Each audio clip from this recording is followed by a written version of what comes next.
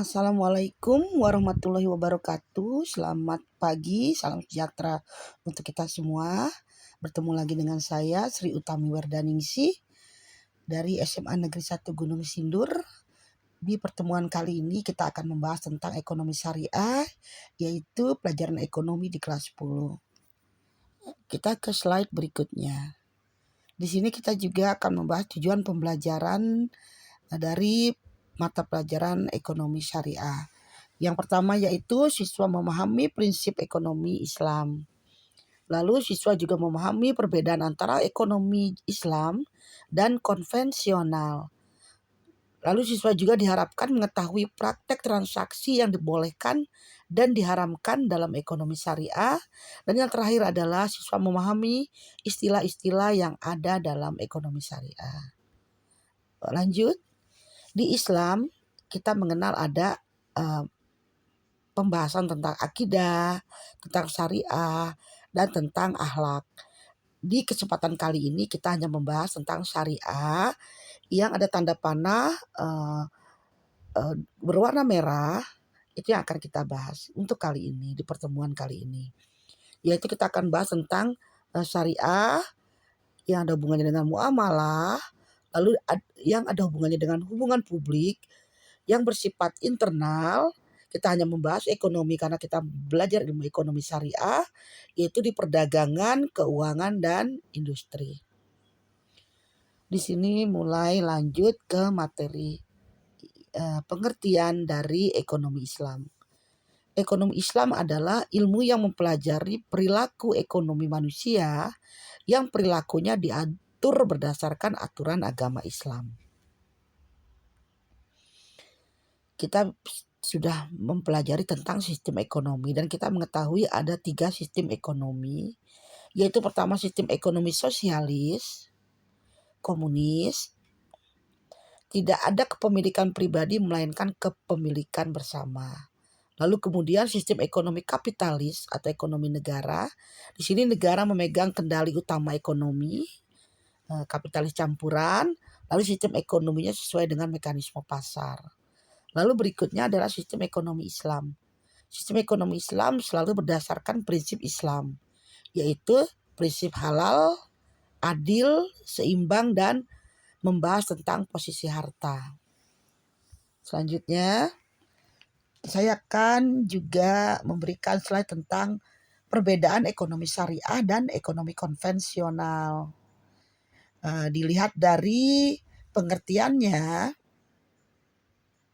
ekonomi syariah adalah aktivitas ekonomi berdasarkan prinsip syariah, yaitu prinsip syariah Islam yang bersifat adil dan seimbang. Sedangkan ekonomi konvensional itu bersifat liberal atau kebebasan.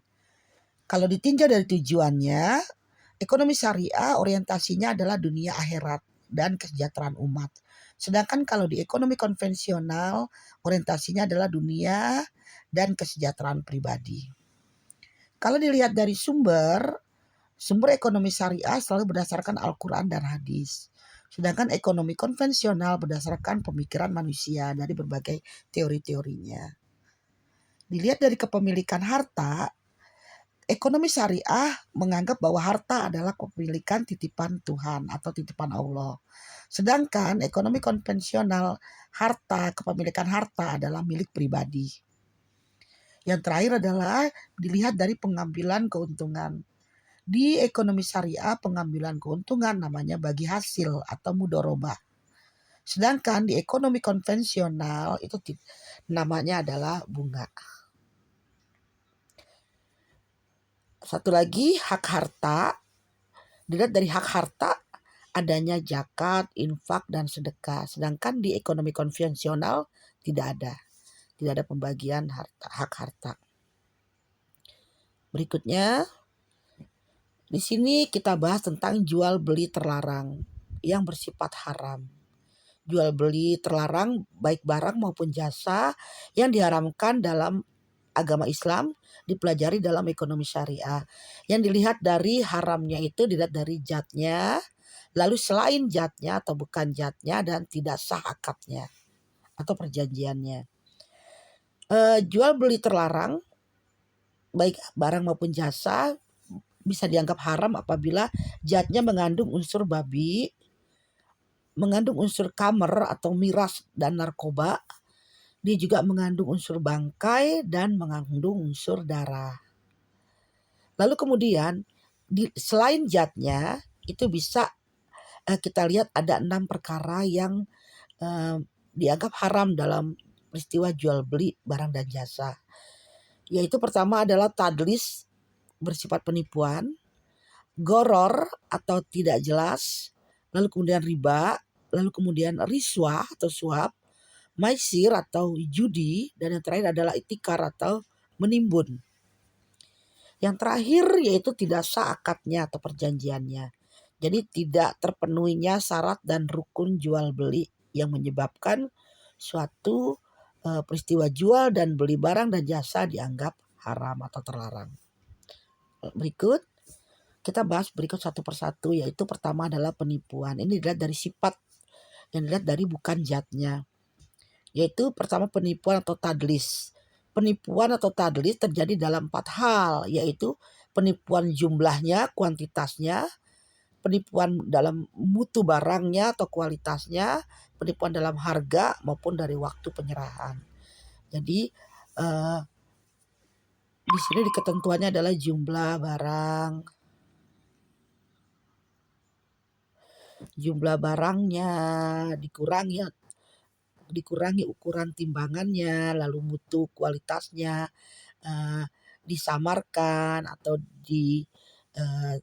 tidak sesuai dengan ketentuan, lalu kemudian harganya bisa ditambah dan dikurangkan, lalu waktu penyerahannya tidak sesuai dengan penyerahan perjanjiannya. Berikutnya adalah goror. Goror adalah tidak jelas perkaranya. Ada 3 bentuk jual beli goror, yaitu barang yang belum ada atau ma'dum, seperti jual beli sapi yang masih di kandungan, atau misalnya buah-buahan atau sayur mayur yang masih berbentuk bunga atau masih berbentuk buah yang masih muda yang terlalu kecil. Jika tidak jelas apakah nantinya akan jadi atau tidak. Lalu kemudian barang yang tidak dapat diserah terimakan, seperti misalnya ikan yang belum ditangkap, yang masih di laut, atau misalnya ikan yang masih belum diambil dari air, gitu ya. Lalu mobil yang sudah dicuri, tetapi sebelum itu sudah terjadi jual beli. Lalu kemudian tidak pasti atau al-jahalah, yaitu seperti pernyataan jika segel rusak berarti membeli, seperti itu. Jadi tidak jelas perkaranya. Seperti saham, main Bitcoin dan sebagainya, itu juga disebut garar. Berikutnya adalah riba. Riba, pengertian riba di sini adalah berdasarkan bahasa atau tambahan atau ziyadah atau anumu atau berkembang. Jadi ada pengembangan. Istilahnya berarti penambahan atas harta pokok tanpa adanya transaksi bisnis real yang lainnya. Riba kita bagi menjadi 2, yaitu riba hutang piutang dan riba jual beli. Riba di hutang piutang yaitu di sini riba tambahan yang dipastikan sejak awal. Misalnya kita meminjam uang, sejumlah uang, maka ditentukan di situ bunga pinjaman uang tersebut dan waktu peminjaman. Misalnya pinjaman uang setahun berapa bunganya, pinjaman uang 2 tahun berapa bunganya, seperti itu. Ada tambahan yang dipastikan sejak awal. Lalu kemudian ditentukan kapan pembayaran setiap bulannya, pengangsurannya tiap bulan. Ada penetapan jatuh tempo. Lalu kemudian ketika seseorang membayar melewati jatuh tempo, dia akan mendapatkan tambahan lagi karena gagal waktu pembayaran. Maka dia akan mendapatkan tambahan yang harus dibayar berbentuk bunga denda. Maka istilahnya bunga berbunga. Maka itu disebut namanya riba nasi'ah. dalam kegiatan hutang piutang. Yang berikutnya adalah riba jual beli. Riba jual beli ini adalah pertukaran barang riba dengan kuantitas berbeda, cash dan tunda. Jadi berbeda pada saat jumlahnya, kuantitasnya. Contohnya begini, misalnya kita membeli emas, lalu kemudian emas itu akan dibentuk. Ada sudah dibayar cash dan nanti akan diambil setelah jadi. Awalnya kita membeli misalnya karatnya 99, ternyata dikurangi bukan 99 tapi hanya 90 saja. Begitu juga misalnya seperti kurma atau buah-buahan yang lain, ukuran tambahannya, kuantitasnya dibeli sekilo, ternyata ukuran timbangannya tidak sampai sekilo. Misalnya di beras, di takaran berasnya diberi tambahan di bawahnya sehingga ukurannya tidak menjadi ukuran 1 liter, tapi hanya sedikit. Itu riba jual beli. Jadi ada kuantitas berbeda dari yang telah disepakati. Disebut adalah riba fadl. Hubungannya dengan jual beli barang dan jasa. Di sini kita bahas berikutnya adalah riswa atau suap. Ini ada fatwa-fatwa kontemporer yang dikeluarkan oleh Dr. Yusuf Al-Qaradawi ya. Makna riswa atau suap adalah sesuatu yang diberikan kepada seseorang atau yang mempunyai kekuasaan dan jabatan untuk mensukseskan perkaranya dengan mengalahkan lawan-lawannya sesuai dengan apa yang ia inginkan atau untuk memberikan peluang kepadanya. Yang dimaksud di sini adalah suap atau menyogok gitu ya, agar semua keinginannya tercapai. Dia menyogok kepada orang-orang yang mempunyai jabatan atau mempunyai hak untuk memberikan wewenang bisa meluluskan. Itu disebut riswah atau suap atau menyogok. Ini juga kejadian hal yang mengharamkan atau terlarang. Judi atau maisir. Judi dalam hukum syar'i disebut maisir dan qimar, adalah transaksi yang dilakukan oleh dua belah pihak untuk memiliki suatu barang atau jasa yang menguntungkan suatu pihak dan merugikan pihak yang lain, dengan cara mengaitkan transaksi tersebut dengan suatu aksi atau peristiwa. Misalnya ada peristiwa olahraga, masing-masing mereka menentukan siapa yang menang. Nah, si A bilang yang menang adalah si X, si B bilang yang menang adalah si Y. Maka ketika mereka berdua menilainya dengan uang, dengan judi gitu, mereka menyerahkan uang masing-masing, lalu kemudian nanti yang menang akan diuntungkan, yang kalah akan dirugikan. Maka itu sifatnya haram. Ihtikar atau menimbun barang. Nah, ihtikar ini kebiasaan terjadi dilakukan oleh pedagang di penawaran. Jadi ada pedagang yang membeli barang dengan harga yang murah, lalu kemudian barang tersebut ditimbun dulu, tidak langsung dijual, tapi ditunggu harganya menjadi naik. Karena ditimbun, barang di pasaran tidak tersedia, maka harganya menjadi naik. Nah, ketika harga naik, dia baru menjualnya dengan tujuan untuk mendapatkan keuntungan.